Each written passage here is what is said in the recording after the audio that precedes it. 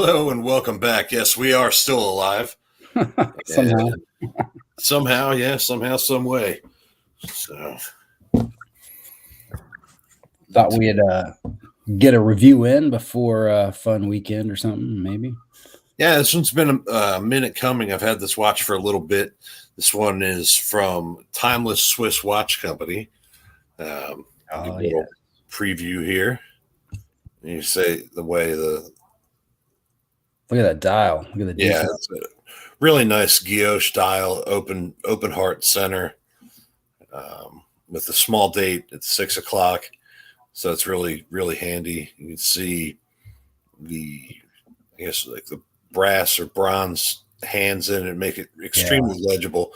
No loom, but it's really a nice kind of casual to dressy watch. You can kind of dress it up, dress it down with the strap. Yeah. And so this is what we're going to be talking about today. Cool. So first off, I guess we'll go with a little wrist check there. Oh, yeah. All right, what do you get? I got the Seikograph black dial. Oh, nice. It's my preference. I like the black dial better than the white dial. I don't know why. I just do. I think it's the red against the black. It's just a good combination. Of course, the blue and the white's great too. I don't know. But, definitely. So that's what I chose to throw on today. I'm wearing all black too, so maybe that's part of it. There you go. Yeah, we got like I don't know, 5 or 6 black left, and maybe a couple more of the full loom white dials. Excellent. Yeah. So, but yeah, I mean, there's maybe about 15 total Seikos left. Round 2. So I don't know if you have the first version. It had a screw down crown. The second, I'm on my second run, so the second one, no screw down crown. It does seem to be a little bit easier to wind. I had one person plus myself complaining about the winding with the crown position, like when it's screwing in. And if you have the watch that's the screw down crown version, kind of what I'm talking about. It's like it has to be in that little sweet spot so you can wind it up. And then if you wound it too much, you can't screw down crown. So we solved the problem. Some people don't seem to have that problem, or most people don't seem to have that problem. But it did kind of annoy me, so I got it fixed and addressed with the second batch. And it's like I'd say it's good to go now. I think it's a cool design. It's unique. Those concealed discs rolling around in there. It's pretty cool. 30-minute counter. Bezel rotates, so you can do a little bit more rudimentary measurement of time if necessary too. Excellent. Yeah, I do have the black and red one or black and orange one as well. And I did the screw down can be a little fiddly if you overwind it, but all I do is I run the chronograph for 20 minutes or so. That takes some of the tension off the spring, and you just wind it down from there. So it's not the end of the world. And any chronograph fan's going to like that because you know how to take run the chronograph. There you go. So. Well, it's not a problem anymore because they're all the watches that are left. They're all non screw down crown, so that problem is eliminated. Cool. So, a deterrent when you originally were thinking about buying, you can buy it now with a non screw down crown. Yay. Same water resistance, everything. So when I was talking to manufacturing, they're like, well, it was 200, and I don't know why they did that, but I wouldn't take the screw down crown version to 200 meters, but they said that it's 100 meters still. With that's plenty. And I mean, not that not that I condone diving with a chronograph, but it's certainly it could definitely take a shower. So right. Yeah, exactly. if you jump in the pool with it on, it's not going to be destroyed. So that's always it's good to have. Okay, so we are back after a minor hiatus. Just getting things back together again. This crazy new year, lots of things going on, lots of things in the world, unfortunately, but we're still here, still going, and we're going to try to keep bringing you the best watch information and reviews that we can. So without further ado, again, this is the Timeless Swiss watch company. See the domed sapphire with the anti-reflective crystal. Now there's no lume on this one, so it's going to be more kind of a dress casual watch. You can dress it up and down depending on what the situation you're in. Small date at 6 o'clock. Really 41.5 millimeter case. 41.5 millimeter case by I think it's 11, and this is the HMS number 002. Not sure if there was a 001 or if the 001 was a prototype. There's some really nice attention to detail on the lugs here. You could see with a little bit of gold trim. Yeah, they're actually separate pieces that are screwed in on the inside of the case, I'm assuming. Yeah. It's like the details are all there. Yeah, I mean, case back, it's pretty standard. Yeah, obviously, compared to the rest of the watch, the case back's pretty plain, pretty simple. But yeah, and this is kind of it's got a party piece. There's a 3-piece crown that they actually have. It kind of looks like a turbine. Yeah, spoke wheel in the middle. The crown's super cool. Like, there's a lot of detail in the crown.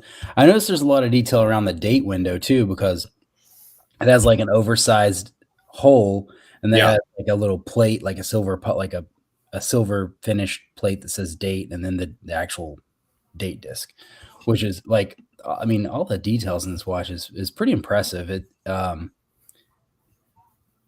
like, I can't think of if you're familiar with Chrono Swiss, anybody out there is familiar with Chrono Swiss. I think they are now defunct, but they were like detail oriented, and it kind of reminds me. It like takes me to thinking about Chrono Swiss a little bit. Now, Chrono Swiss were known for complications as well as all those extravagant details, but I mean, that's kind of what I think of. Like, if everybody seems to want to compare something to a big brand, that's really the only one I could think of that would be kind of this style, so to speak, is Chrono Swiss with all these. I don't want to say lavish, but they're kind of it is lavishly decorated. Yeah, it's a bit more bespoke. I think that they really paid a lot of attention to detail, and you get a lot of watch. Now, the downside is it's not a little bit of money. It is running, what's it, a STP 111? Yeah, and so I mean, it's just an automatic Swiss movement. Yeah, if I'm going to complain about something, it's going to be the STP 111. And I mean, if it's well regulated, it's fine. I've had a few of them that I played with in Mitchell's. I liked I think it was a 6-15 a little bit better, and that was like that's a good skeleton watch. And if you're going to have a little bit of an open heart situation, that would be a good option too. But I mean, this is not a basic 111 based on what appears to be that decoration with the open heart in the center there. I think we're using the term open heart a little loosely for all you technical wizards out there. There's a semi-skeletonized section in the center of the watch, so we know what open heart is. Splitting hairs. There's some exposed movement there, which is kind of unique. And then you got the timeless tag that's kind of, it looks like a separate piece.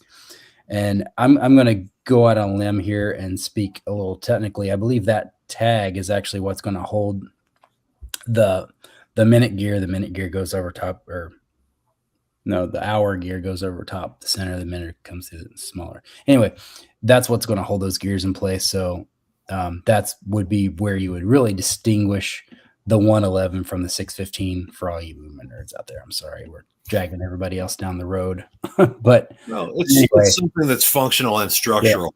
Yeah. So, and what they did really is they came up with a really clean daily wear watch. You could dress it up, dress it down with different straps. Guillot style is, honestly, anything I show you on here is not going to do it justice. You have to see it in person, the way the light bounces off of all that. I mean, like I said, this they've really done their homework. It comes in a really nice leather kind of watch envelope. And so it's actually the first time I've seen something like this, where it just comes and snaps in. You get the watches inside it. It's really neat, and it protects the watch really well. So I did like that. Like I said, it's about $1,500. So you're not talking cheap. Yeah. You are getting a literal Swiss watch. So that's, just that alone is going to drive the price up a bit. The attention to detail, though, the guilloche dial, everything, the little bits of gold here and there, everything is extremely tasteful. It's laid out extremely well. You can read. It's super easy to read.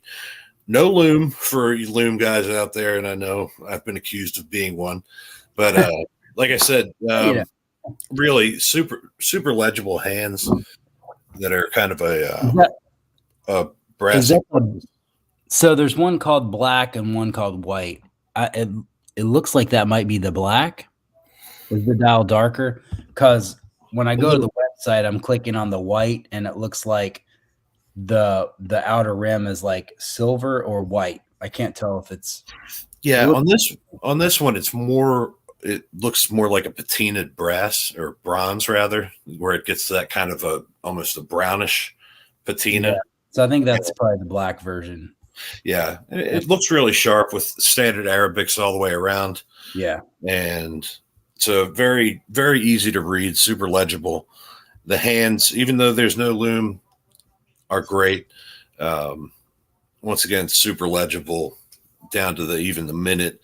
Really, there's let's say the detail in the top of the case. You can see little indents for where each hour things are. So I mean, just they put a lot of work into this, and on the side it has even a little badge. You're not going to be able to read it, but it says HMS number 2. And so it's just those little things, those detail oriented pieces that really make it pop. You know what I noticed on the website is that you can pick the serial number. Like, who does that? Well, that's pretty cool. Yeah, I mean, it is for a company to open it up to the public to say, hey, what serial number do you want? If we have it, hey, you got it. So a lot of times you'll get that with small batch and people in the inner circle that, repeat customers will say, hey, do you have a preference on a serial number or whatever? Yeah. And you could do that, if you know the brand owner and the brand owner likes you. But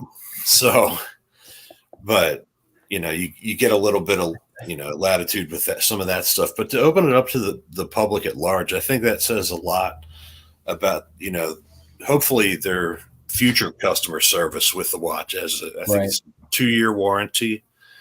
I don't see any problems with this. This is the longest watch that I've had in for review before the review. And over the past month, it's been great. I mean, I have a little bit of a hard time fitting on my big paw, but wait a minute. Did we ever do your wrist check? This PAM 24. This whole thing? Yeah, this whole thing, yeah. PAM 24. Sorry. I'm like, wait a minute. Yeah, we glossed over that one. This is rusty. Anyway, sorry about that. But that was okay. So you saw that, and that was the beast. 44, 45 millimeter PAM 24. Now this is the timeless Swiss watch on the same, big wrist at 41.5. A little bit small for me, but the trend seems to be going down. That people want a little bit smaller, a little bit more compact, but they've really have managed to jam a lot of legibility into less than 42 millimeters. And I think that's a huge thing, because one of my biggest gripes is you get a 42 millimeter diver and the bezel takes up half of the amount, of that size. And you have a dial the size of a dime, and you just can't. It's difficult to read. It has a really small dial. This one, the dial is almost edge to edge, so you get really good, really great legibility. I think that's why I like Pilot and Field watches a lot, because they're nice big dials. And I agree. Obviously, I wear glasses, but I mean, I could still tell what time it is even without them. So, but it's one of those things. I don't prefer a small dial watch. I'd rather have more dial than less. So and like I said, the bronze hands on this are extremely legible. It doesn't really. I think they hit the nail on the head with this one.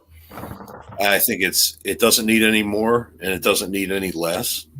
The finishing is top notch. They've really left no expense out.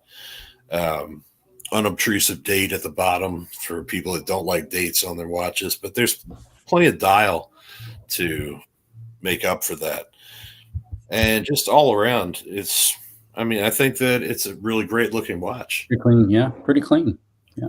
Yeah. Super clean. They definitely, that guilloche dial, I can't say enough about it. Yeah. And I had it out in the sunlight the other day for a couple of pictures, and it was actually kind of hard to get the camera to focus and get a good picture of it, the way that, the sun is just dancing all over the dial.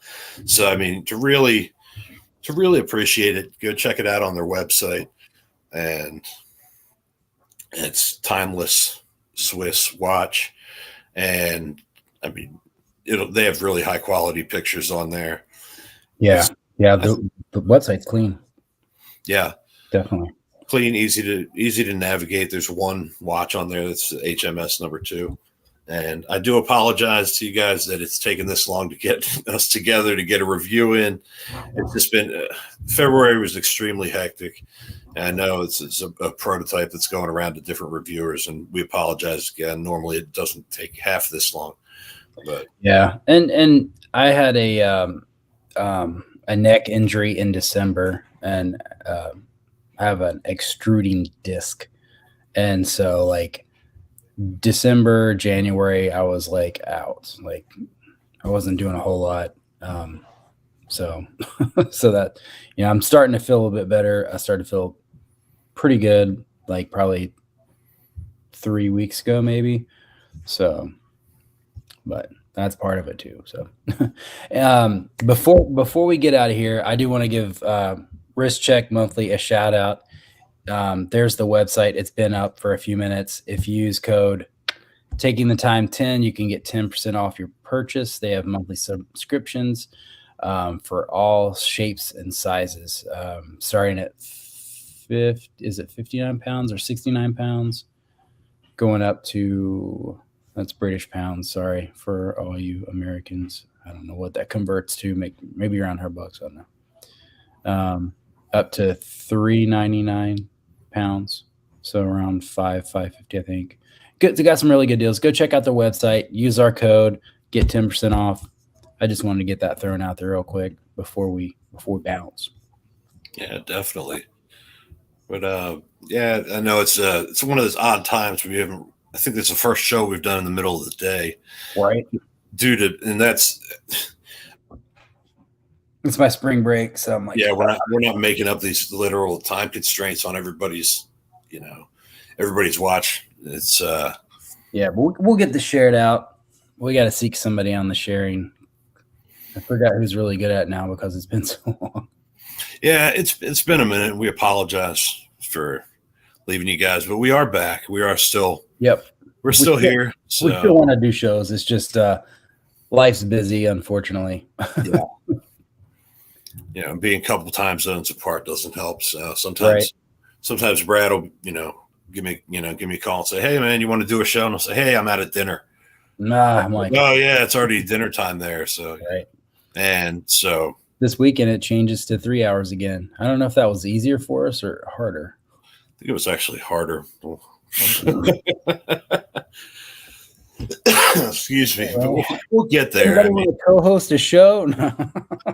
Yeah, I have to have some special guests and things like that. Definitely want to get back to a little bit more regular scheduling. Yeah. And, have some fun with it. Have it at a time where people aren't at work all over the world, or sleeping. So that's always tricky between the U.S. and Europe, which is where most of our demographics out of. Even though the show actually does reach all the way around the world. We have over 1,100 subscribers now. So they've been bored for a while.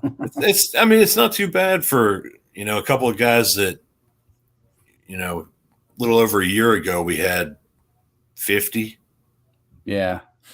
So for a couple of guys just talking watches and nonsense and a little bit of this and that here and there, it's not too bad, and we hope that you guys are enjoying what we're doing here. We are trying to make it decent and not just have it be a hodgepodge of just different things. So if you're watching this and you haven't liked Taking the Time, please do. It's Taking the Time Watch Talk on Facebook.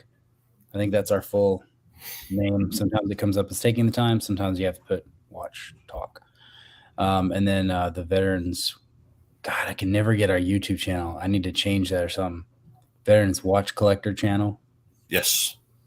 But we never really care about subscribers over there for some reason. Anyway. That's on YouTube. It's Veterans Watch Collector channel. It's a little hard to find on there sometimes. So, and then we're on Spotify on the audio side, Spotify and like every freaking podcast possible. Yeah. So if you just want to sit there and listen to us ramble on, feel free. Yeah. It's a good way to kill 20 minutes in the bathroom. So. Right. On that note, I think we're all done. If you haven't went over to mentaltimepieces.com and bought yourself a Seiko graph, go do it. I'm trying to donate $25 from each sale until I'm done with these Seikos to it's actually going to a friend that makes dials for my custom pieces. He is stuck over there in the I'm just going to say shit show because that's what it is. In the Ukraine, I think he got his family out to Poland, luckily. So, but he's in the Ukraine. He's stuck there. He's going to be fighting. So, well, I guess that's all we have today. I'm not sure where Brad went, but I want to thank you again for taking the time and. Timeless Swiss Watch Company. Where'd you go, buddy? Sorry, I don't know what happened there. It's like, well, I guess that's about it for us. So, right. Yeah, I want to thank the folks at Timeless Watch Company for being so patient with this review. I know it's taken a while, and we hope we did it justice. So yeah, beautiful watch. Beautiful watch for sure. Yeah. All right. And on that note, I think we are done. We are really done. Okay. All right. Well, until next time, thanks for taking the time. Yep. Have a good one.